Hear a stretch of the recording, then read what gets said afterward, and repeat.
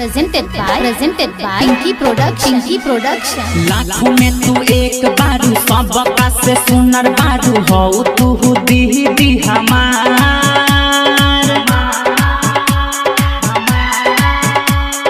बांध दना राखी रूठ जानी हमसे हई हम भैया तोहार हई हम भैया तोहार। लाखों में तू एक बारू सबका से सुनर बारू हो तू दी हमार बांध दाना राखी रूठ जानी हमसे हई हम भैया तोहार।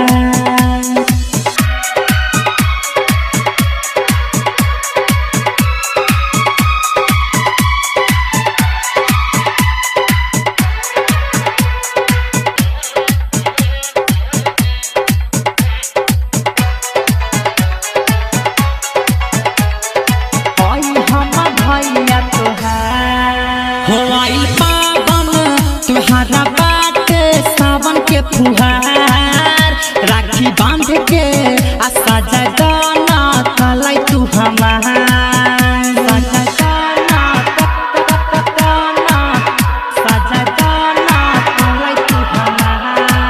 हो आइल पावन तुहारा बात सावन के फुहार राखी बांध के आशा जगाना तलाई तू हमार। काहे तू सता देलू काहे तू रुआ देलू करना है तना विचार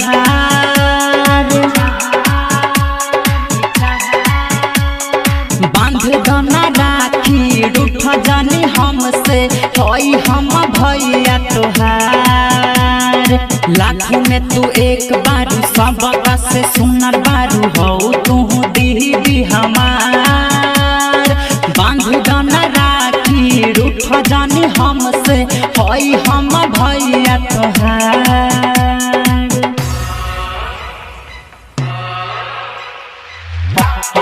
हई हम भैया तोहार हई हम भैया तोहार।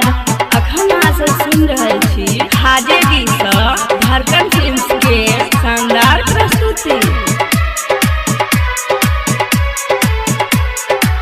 थाली सजा के मिठाई खिया के आ तू दाना आरती उतार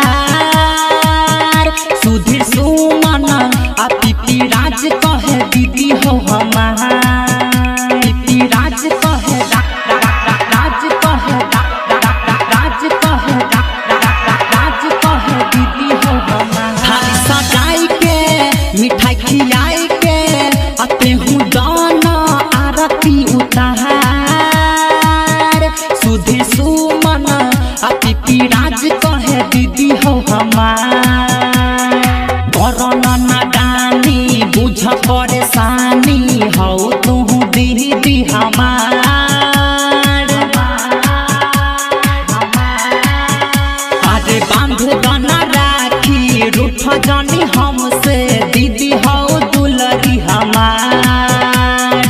लाखों में तू एक बारू सबका से सुनर बारू दीदी हो दुलरी हमार बांध दना राखी रूठ जानी हमसे दीदी हो दुलरी presented by